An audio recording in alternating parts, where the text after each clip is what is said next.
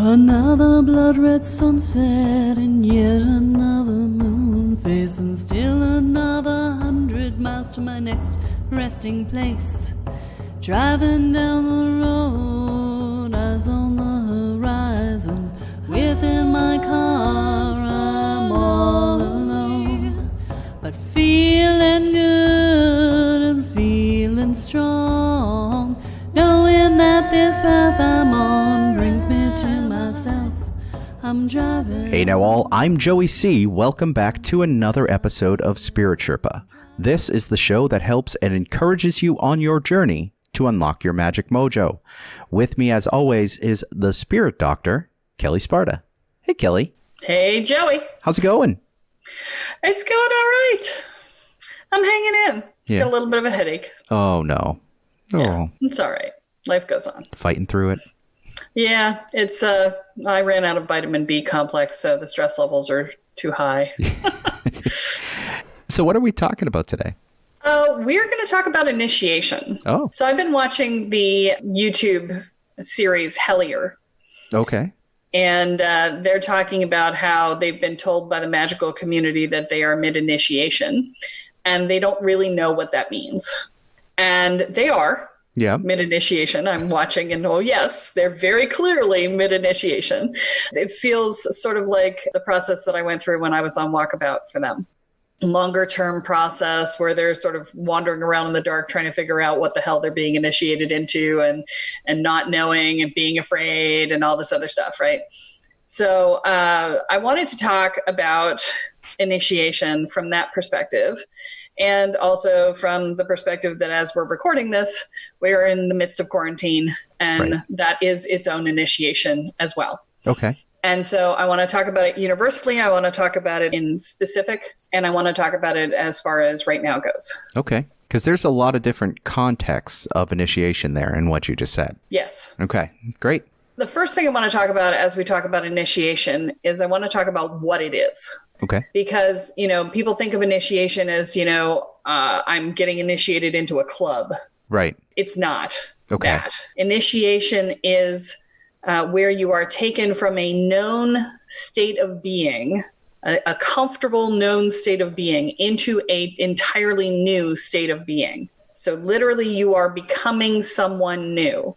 Oh. In shamanic practice, this is known as the shamanic death. Okay. And rebirth. So literally a part of you is being killed off and you are being brought into a new way of being. And initiations are things that change the entire way in which you see the world. So for instance, when you have a child, mm-hmm. your entire worldview changes because you have been initiated into parenthood. Yep. You have kids, you know what I'm talking about. Yep. Everything changes. Your whole life priorities reallocate around them, and everything that was important before shifts to new ways of being, and it's just different. Even your view of yourself changes at that moment. Exactly. Yeah. And so that is an initiation that most people can sort of wrap their heads around. Mm-hmm. And the reason that this is a true initiation in our culture is because no matter how much people tell you about what it's like to be a parent, you don't truly experience it until you're there. Yeah. You can be told, you can be explained, you can research, you can, grasp and try and understand, but until you're there, you don't actually get it. Mm-hmm. Was that your experience? Absolutely true. Right. 100%. Okay. That's what it's like to be initiated. You're walking up as the time is coming, as you're anticipating your child's birth, you are going, oh shit, yeah. What the hell? I don't know how to do this. I'm going to suck at this. I'm going to be a terrible parent. I don't know. I've got to learn more, do more, understand more. I'm going to suck at this. Let's not do this. Oh, fuck, too late, right? Right. It's that experience. And that's common in the initiatory process. Okay. And this is only true for the first child. Because the second child, you don't have that experience because you're not becoming a parent. You're not being initiated. You're just doing a process again. Yeah. So it's only the first child that this is relevant for. So you are becoming someone new, and it changes you, and it changes how you perceive the world around you and how you perceive yourself. Mm-hmm. That is initiation, also known as shamanic death and rebirth. And let me say that again, because shamanic death and rebirth is relevant in this, because people hear the term shamanic death and they freak out. When you become a parent, the non-parent self dies. Who you were before as not being a parent exists no longer. Right. And will never exist again. It is gone. You will always be a parent, even if, God forbid, your child dies. Right. You will still have been a parent. You will still be a parent. You will still be in the state of parenthood. And that's not to say that you lose your sense of self. It simply is a case that you are now a parent, and there's no changing that. That Correct. Exists. Yep. There's no going back. It's like when you learn to read, you suddenly were aware of a whole new layer of world. Right. Because you could see the words. Right. And you will never be illiterate again. Right. Exactly. You can't go back. Right. Same thing.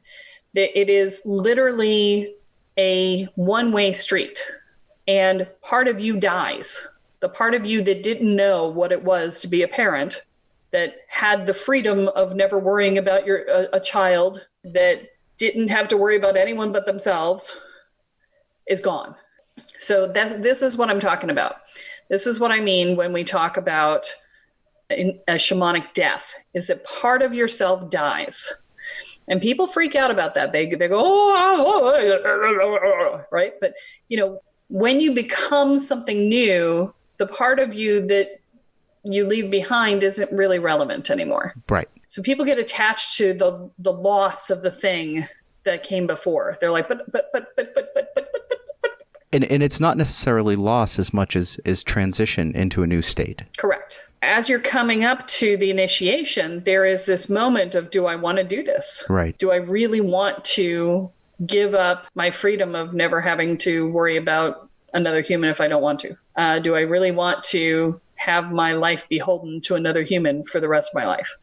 Do I really want to do this? For a woman, it's even more significant. Do I really want to give up the essence of my life, some of my life force to create this new human in my body? Do I want to deal with the consequences of having the child? Because there are physical consequences to that. Yep. And so the anticipation stage of the initiation is significant. It is the time in which you are given to commit to one path or another. Okay. So we use the time in anticipation to steel ourselves for the commitment, to bring ourselves fully into alignment with this new choice to become this new person, to step into this new state of being. Mm-hmm. There's a reason why babies gestate, because it gives the parents time to go, oh shit, now what, right? The anticipation time is our time to get our ducks in a row. It's our time to go within and to look and root out anything that stands in the way of the new state of being, and to get rid of it and to release it and to deal with it, whatever it might be.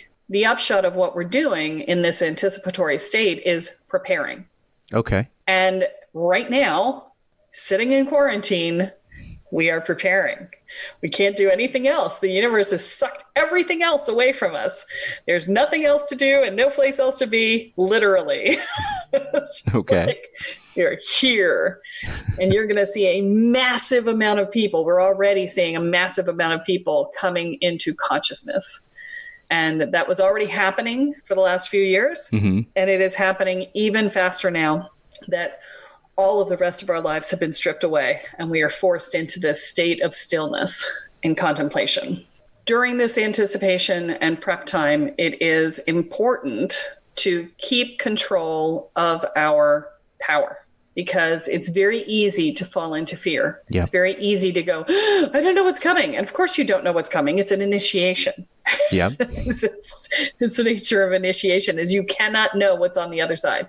If you know what's on the other side, you are not being initiated. Okay. You can think like all the parenting books that you read, but if you get to the other side and you didn't have an aha of something new happening, you weren't initiated.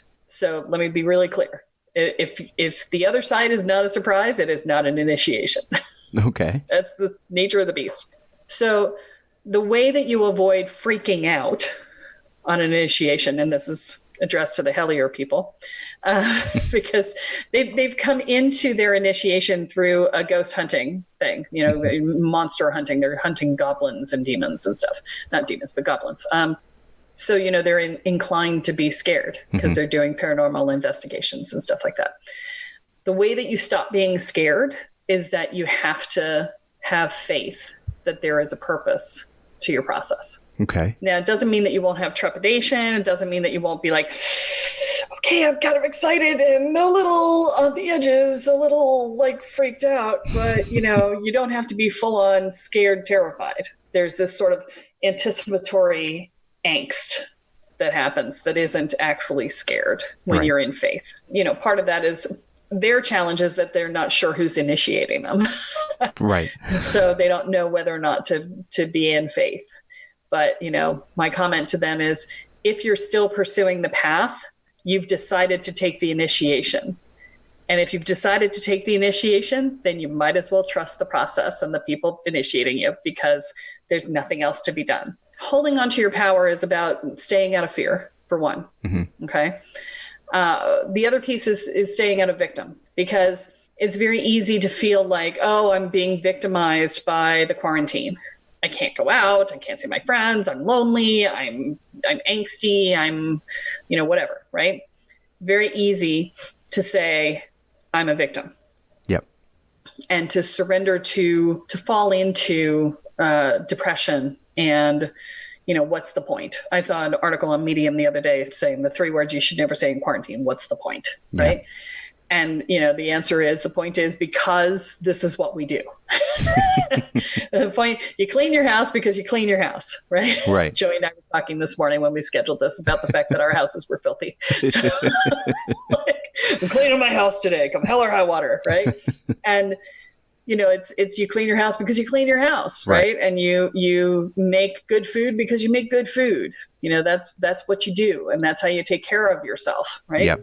That's the other piece that we're learning right now, by the way, is how to take care of ourselves. We're learning how to be good caretakers of our own well-being. And that is something that we significantly need to know, especially those of us listening to this podcast who are from challenged childhoods, who suck at taking care of ourselves, right? Yep. So this is an exercise in self-care.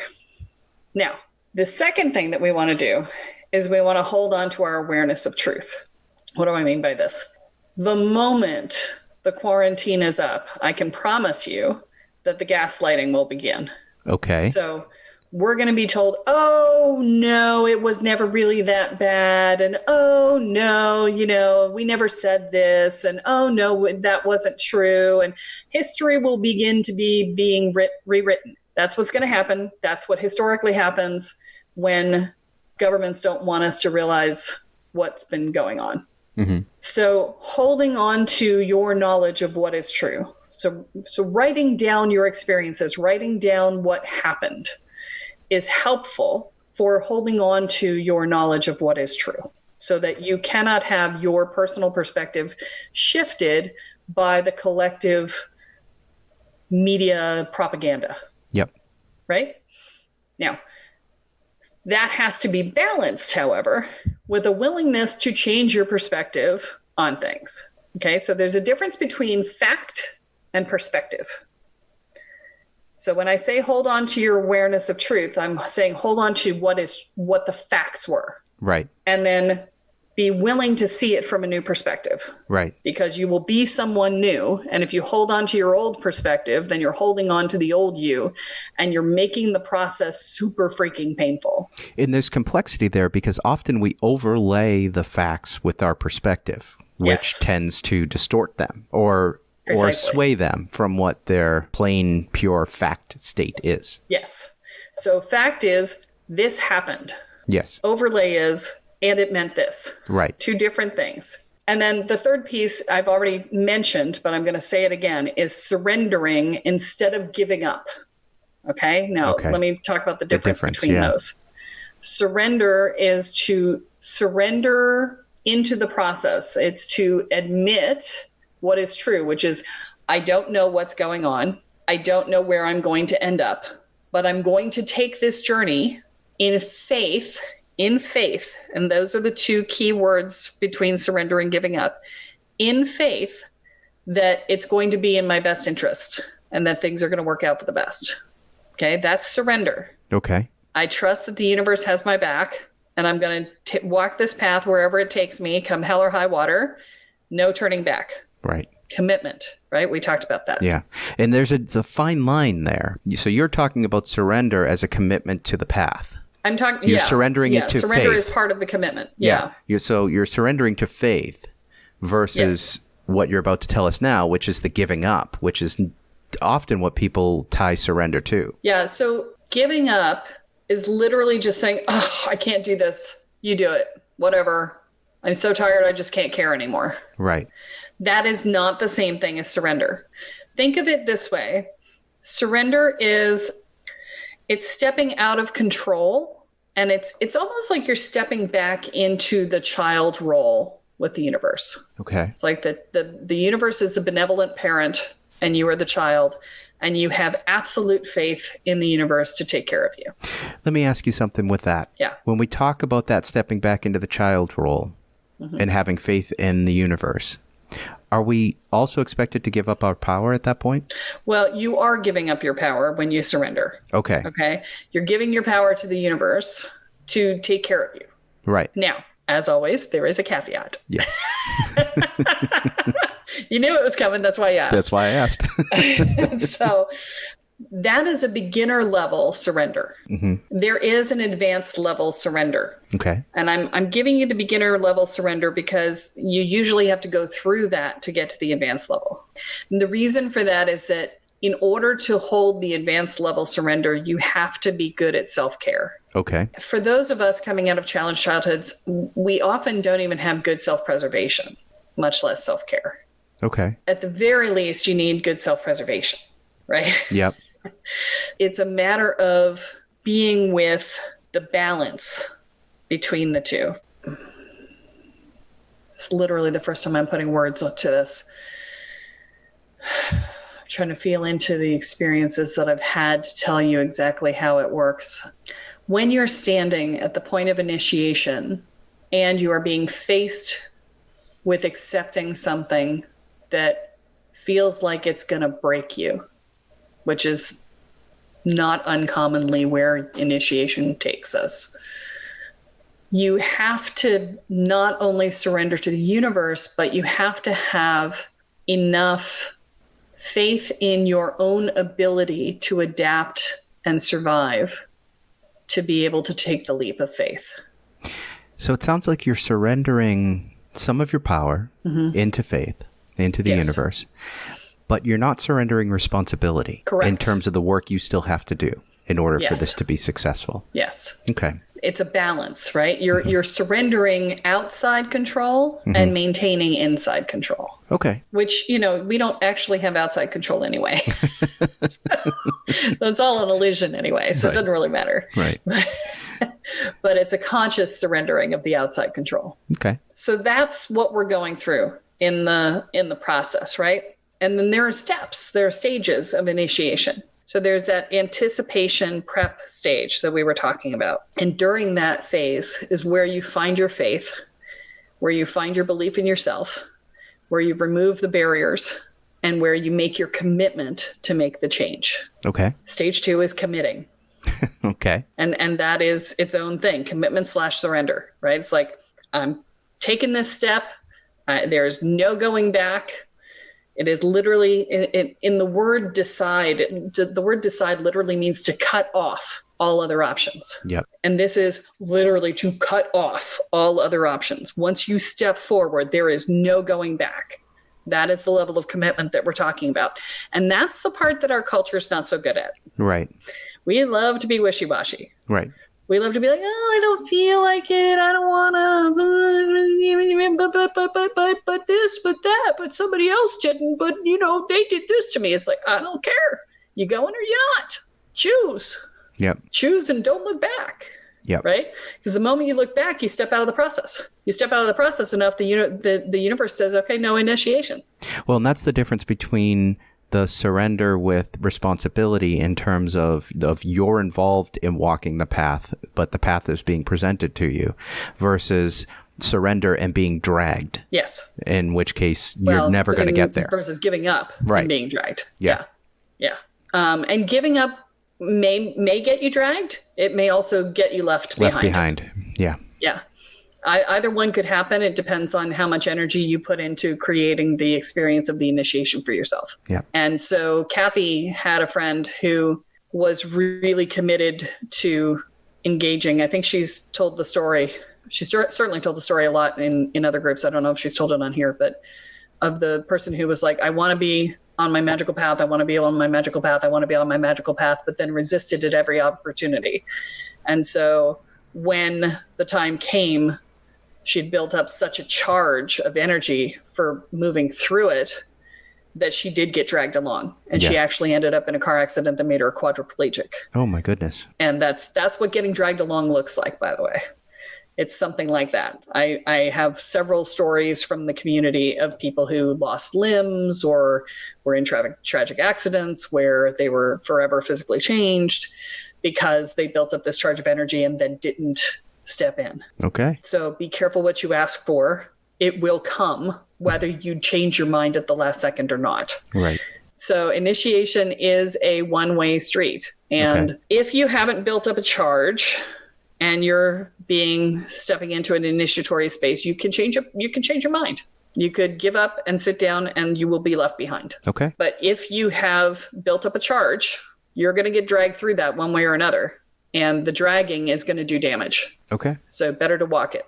I got to ask a question. Yeah. We're talking about initiation. We're talking about us being in the midst of initiation right now. Mm-hmm. We're talking about going forward, never being able to go back, things changing, people needing to surrender and commit to the path. A lot of this can be scary to people. Yep. Why should they not be scared? Well, I go back to the in faith piece. Mm-hmm. It is scary. Don't get me wrong. It's scary. Mm-hmm. The unknown is always scary. Okay. The way that we manage our fear is by having faith in the universe and having faith in ourselves.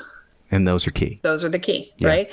If you trust that you have the ability to adapt and shift and deal with whatever happens to show up, and I would highly recommend, if you are starting to freak out right now, that you sit down and write yourself a list of all the ways in which you have adapted to circumstances that were a surprise to you. Yep. And all the ways in which you came out the other side stronger, more adept, more able to adapt, more flexible, that sort of thing. In that perspective, one of the important things I would tell the folks who are listening, if you're hearing this podcast right now and you have had trauma or difficulty in your life, guess what?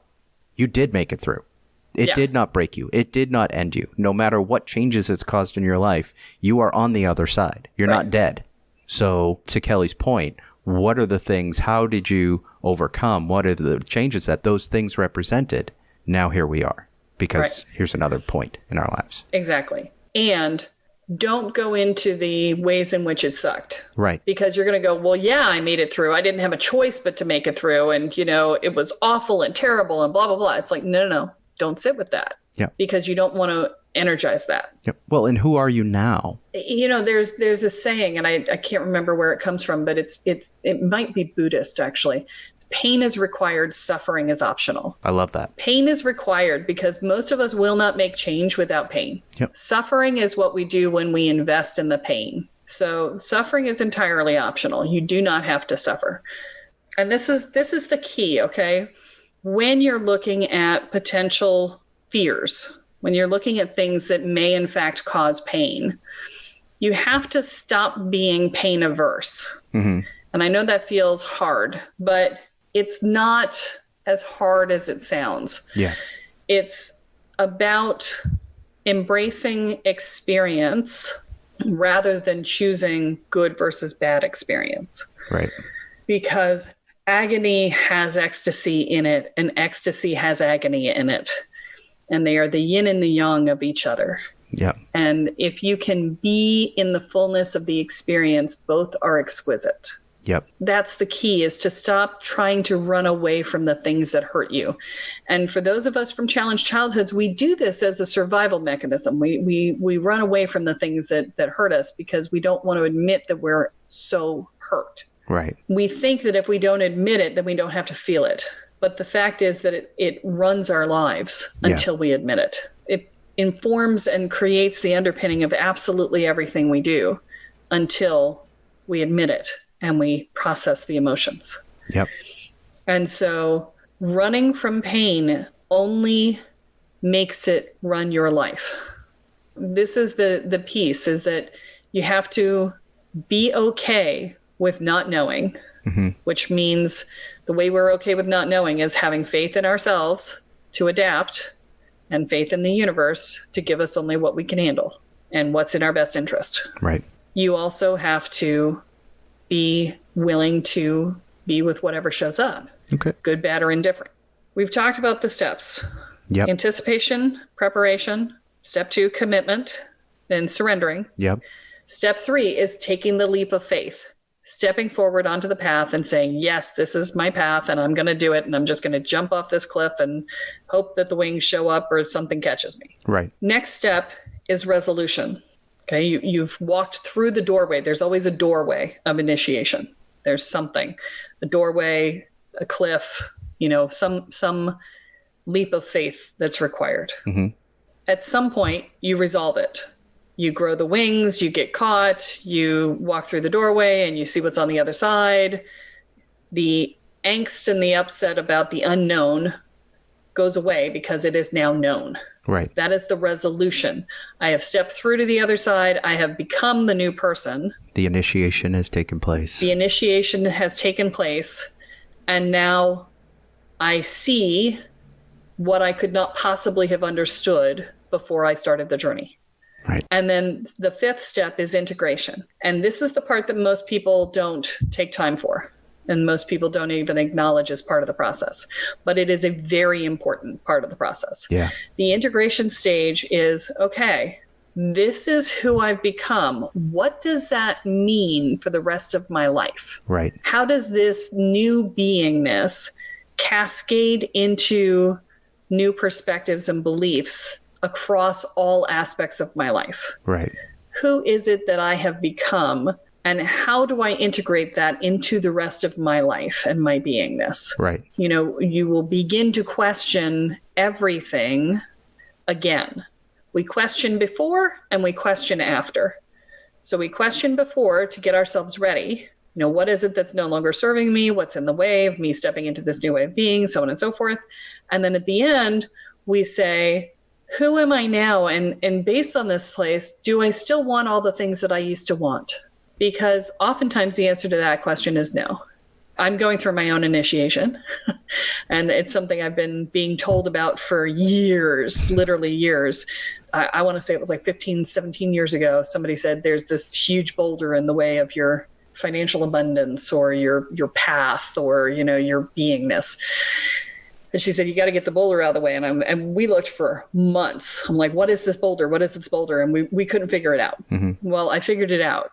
And it was this need and desire to be discovered and to be famous and to be acknowledged, right? It was all about being seen and acknowledged and validated by the outside world. Well, I haven't had that in a long time. There's been no need for that, but it became clear to me that I never actually let it go, even though I haven't really been actively on it for a while. Yep. And so that's part of what I'm using this time for, is to let go of that need to be discovered, that need to be famous, that need for that. It's like I haven't engaged it, so it's going to be, it's easier to let it go. Right. Because I've already unhooked a lot of it. Yep. I've been preparing for this for the last 15 years, right? So some initiations take longer than others. Some of us are more stubborn. Right?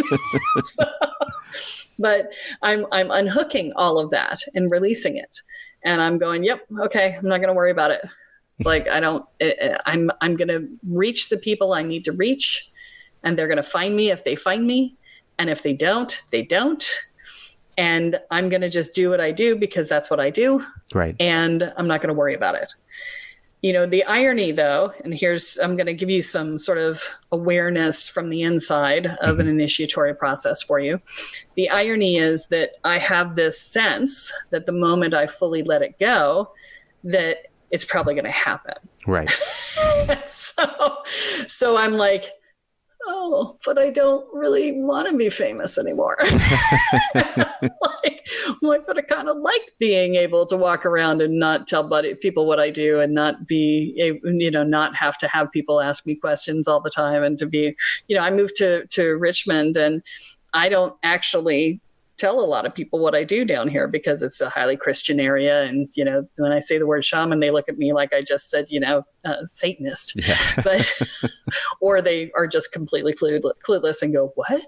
And then it takes too much effort to figure it out and explain it to them. So I walk around and I talk about other things that I do, and they go, oh, that's nice. That's cool. And off we go. I'm like, oh, it's kind of nice to be normal again for a little bit, but I have to give up not wanting it too, right, in order to do it, right? Because that's the place you go on this pendulum. Oh, I need it. Oh, I don't need it. Therefore, I don't want it. Yep. And then you have to come to balance of, I am where I am, and it is what it is. And if that's the journey that I'm asked to go on, then that's the journey that I'm asked to go on, and I'm not going to worry about it, right? Yep, exactly. And if it doesn't happen, it doesn't happen. That's fine too. Right. That's where I am in this process, is I have to unhook all of the associated pieces, right? And so this is what I'm talking about with the anticipation piece. So you have to unhook all of those pieces. And I've had to work on a lot of different pieces and parts associated with this, not being worried about being sucked dry by people asking me too many questions, and learning how to manage my energy so that wasn't the case. Right. And learning how not to invest in other people's success, but instead to facilitate it, but not invest in it, so that I don't make my value determined by whether or not they do the work. Yep. There's been a lot of pieces and parts associated with that initiation. And so, there are pieces and parts to everything. So if you're being initiated, really look at what's showing up around you, and be aware that whatever's outside of you is relevant. Right. We had a bird get stuck in our screened in porch. We had an Oriole get stuck in our screened in porch yesterday.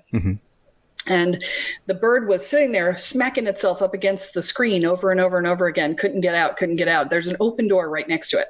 And I finally had to walk out of the door, go around to the part of the screen that the bird was trying to get out of, and put my hand towards the bird to get it to back up enough for it to see that the door was open. Right. Okay. And I'm like, okay, so what am I so close to that I can't see what's going on around me? That you got to back up. What do I need to back up from? So that was literally the conversation that Jeff and I had, because he saw it too. Yeah. I'm like, so that's for both of us, because we were both watching. Yeah. What are we so close to that we literally can't see? That's the process. That's what we're going through. I'm not going to list it all out again because we're over on time, but you can listen again, and I'm sure you will, because if you're in an initiatory process, this is going to be sort of a lifeline for you.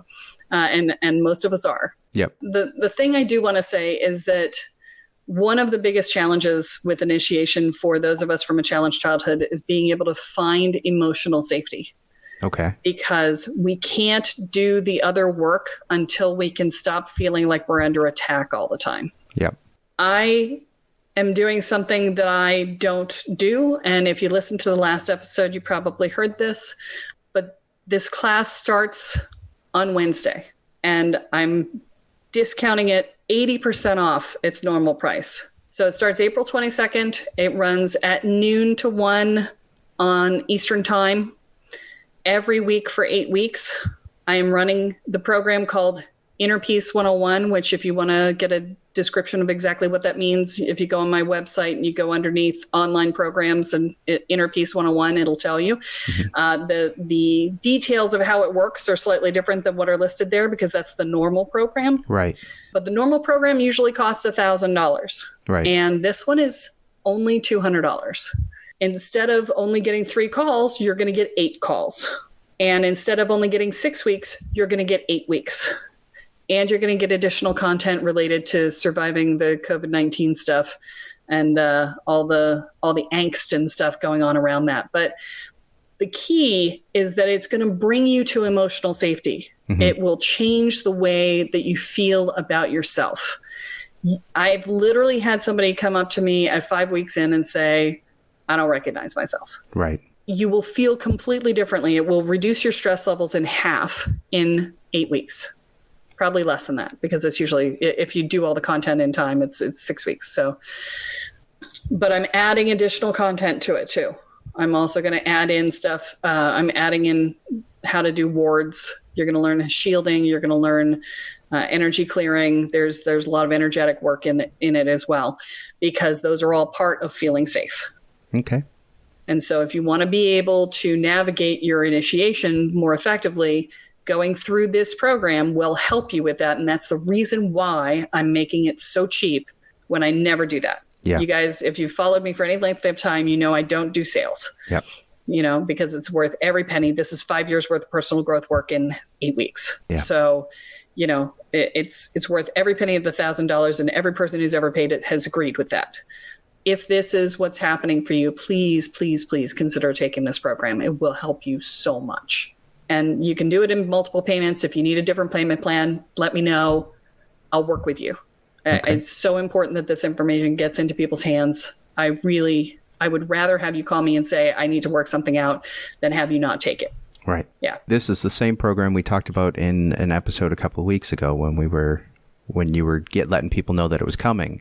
So yes. This is a reminder. It's starting this coming week, April 22nd, 2020. So for those listening to this in future years, when you unearth the podcast and come back to it, this is when it's happening, but it's important for people right now. It's very, Absolutely. Very important for people as they're going through this current state of pandemic in the world. Absolutely.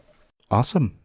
Well, this has been great, as always. Is there anything else you want to add to talk about initiation? I'm sure there's got to be closing remarks here to sort of sum it all up, because this is, again, we talked about it, scary, but there's a reason here. Trust in yourself. You are your own best advocate if you will let yourself. All right. Well, that is all that we have for this week, but be sure to join us next time as Kelle adds another chapter into your guide to energy, magic, and the spirit world. I'm Joey C. here with Kelle Sparta, and you have been listening to Spirit Sherpa. So long, everyone. Bye. Each mile I travel over 13,000 now. I leave behind a little fear. Spirit Sherpa is the sole property of Kelle Sparta Enterprises and is distributed under Creative Commons BY-NC-ND 4.0 license. For more information about this licensing, please go to creativecommons.org. Any requests for deviations to this licensing should be sent to KELLE@KELLESPARTA.com. That's Kelly@KelleSparta.com. To sign up or to get more information on the programs, offerings, and services referenced in this episode, please go to KelleSparta.com. This episode of Spirit Sherpa has been produced by Honu Voice Productions.